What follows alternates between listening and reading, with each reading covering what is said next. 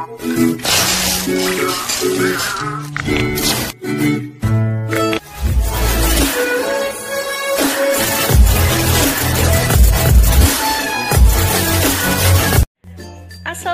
warahmatullahi wabarakatuh. Baiklah, minggu sebelumnya kita telah belajar hasil pengolahan peternakan dan perikanan menjadi makanan siap saji. Sekarang kita akan belajar tentang hasil peternakan dan perikanan setengah jadi. Berikut ini adalah lanjutan minggu sebelumnya dan minggu sekarang. Dalam metode pengolahan terbagi menjadi 5. Yang pertama merebus, dikenal dengan istilah boiling. Yang kedua mengukus atau steaming. Yang ketiga menggoreng atau frying. Yang keempat membakar atau grilling. Dan yang terakhir adalah memanggang atau baking. Yang pertama adalah merebus. Merebus adalah melunakkan atau mematangkan bahan makanan dalam cairan seperti air, kaldu, santan, atau susu dengan temperatur 100 derajat Celcius. Fungsi cairan untuk mematangkan bahan makanan tersebut. Jika temperatur berkisar 85-96 derajat Celcius dan cairan yang digunakan untuk memasak ikut dihidangkan bersama makanan, teknik ini disebut foasi. Yang kedua, mengukus. Mengukus adalah memasak bahan makanan dengan uap panas dari rebusan air yang ada di bawahnya, dan bahan makanan tidak menyentuh air yang menghasilkan uap tersebut. Selanjutnya yaitu menggoreng. Menggoreng adalah metode memasak dengan cara memasukkan bahan makanan ke dalam minyak panas. Dengan banyak minyak disebut deep frying, dan dengan sedikit minyak disebut pan frying. D. Membakar. Membakar adalah metode memasak bahan makanan dengan cara dibakar langsung di atas bara api. Biasanya menggunakan arang yang dipanaskan hingga bara, di mana bahan diletakkan di atasnya seperti ikan dan daging. E. Memanggang. Memanggang adalah metode memasak bahan makanan dengan menggunakan udara yang dipanaskan, sehingga bahan yang dimasak mendapat panas yang stabil dari segala arah. Alat yang digunakan berupa microwave dan juga berupa oven. Tahapan pengelolaan. Pada tahapan pengelolaan terdapat perencanaan, pembuatan, pengemasan, dan evaluasi. Perencanaan, kita harus memiliki ide atau gagasan, merencanakan apa yang akan kita buat sesuai yang kita inginkan. Selanjutnya, kita ke tahap pembuatan. Pada tahap pembuatan, kita harus mempersiapkan alat dan juga bahan. Untuk proses pembuatan harus melihat keselamatan kerja.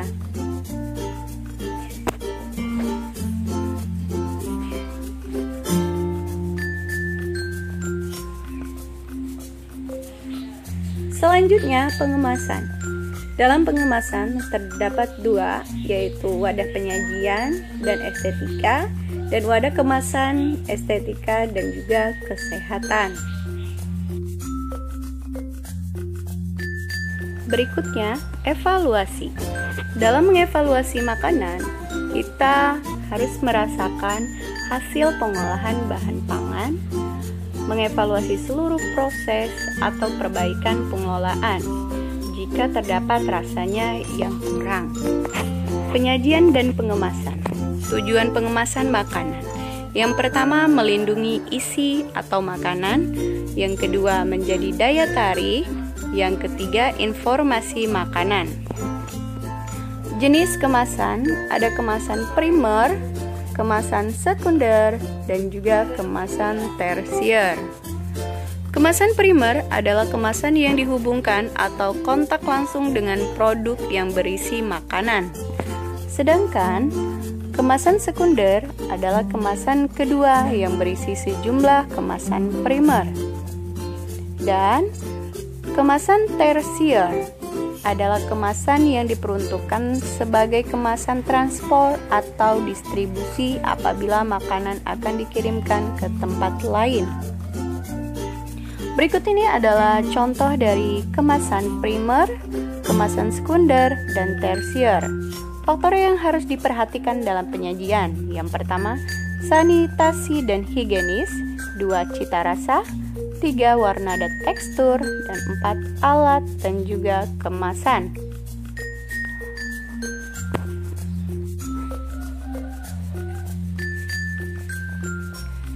Alat dalam penyajian terbagi menjadi alat tradisional dan juga alat modern.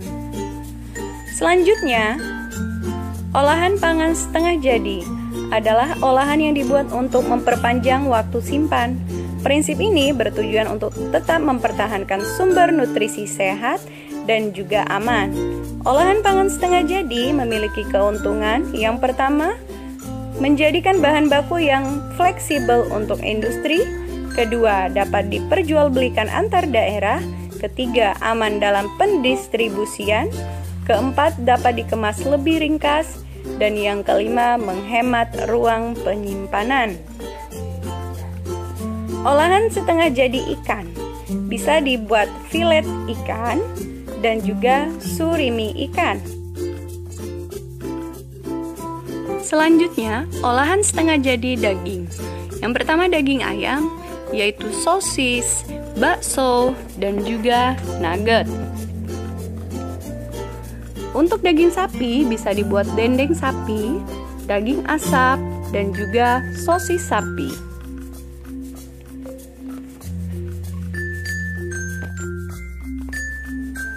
Metode pengolahan makanan setengah jadi. 1. Pembekuan. Suhu yang baik untuk pembekuan makanan sekitar minus 35 derajat Celcius sampai minus 40 derajat Celcius. Sistem pembekuan ini tidak membunuh mikroorganisme, tetapi hanya menghentikan sementara pertumbuhan mikroorganisme. Selanjutnya, metode pengeringan. Pengeringan bertujuan untuk mengurangi kandungan air pada ikan dan juga daging sampai batas yang aman untuk disimpan. Faktor utama yang mempengaruhi pengeringan ialah kecepatan pengeringan dari suatu bahan. Selanjutnya, proses pembuatan makanan setengah jadi. Contohnya dendeng ikan. Yang perlu kita persiapkan adalah bahan, misalnya ikan, ketumbar, bawang, asam jawa, dan garam. Dendeng ikan, tahapan proses yaitu kita menyiapkan alat dan bahan yang akan kita gunakan saat proses pembuatan dendeng ikan. Misalnya talenan, pisau. Proses pembuatan, pertama kita iris tipis ikan yang kita gunakan, lalu haluskan bumbu yang telah kita siapkan. Setelah dihaluskan, kita lumuri irisan daging ikan atau sapi dengan bumbu yang telah kita haluskan, lalu kita diamkan selama 30 menit. Setelah itu, kita susun irisan yang telah dilumuri dengan bumbu, lalu kita jemur di terik matahari hingga ikan tersebut kering.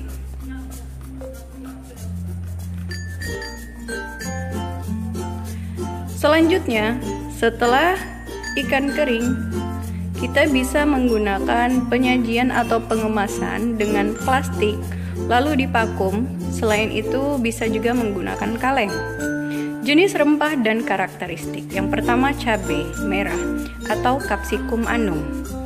Cabai memberi rasa pedas dan efek warna merah pada masakan.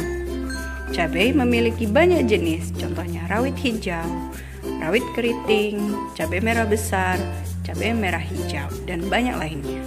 Yang kedua, bawang merah atau Allium cepa L. Memberikan rasa gurih dan aroma sedap pada masakan serta bersifat antimikroba. Selain umbinya, beberapa masakan juga menggunakan daun dan juga tangkai bawang merah. Selanjutnya yaitu bumbu. Selanjutnya bawang putih atau yang disebut dengan Allium sativum. Bawang putih memberikan rasa gurih dan aroma serta baik untuk kesehatan karena mengandung zat yang berfungsi menurunkan kolesterol dan juga antimikroba yang kuat. Rempah-rempah lainnya yang bisa kita gunakan untuk bumbu yaitu jahe atau zingiber officinal. Memiliki rasa yang pedas dan sedikit pahit, berfungsi sebagai penghilang bau amis ataupun anyir. Jahe juga bisa kita nikmati sebagai minuman selain untuk bumbu dapur. Rempah-rempah lainnya yang bisa kita gunakan lengkuas atau yang disebut dengan Alpinia galanga. Lengkuas merupakan umbi berserat kasar agak keras berwarna putih, kecoklatan atau kekuningan. Ada dua jenis lengkuas, yaitu lengkuas merah dan lengkuas putih. Lengkuas memiliki rasa sedikit pedas dan memiliki aroma yang sangat khas.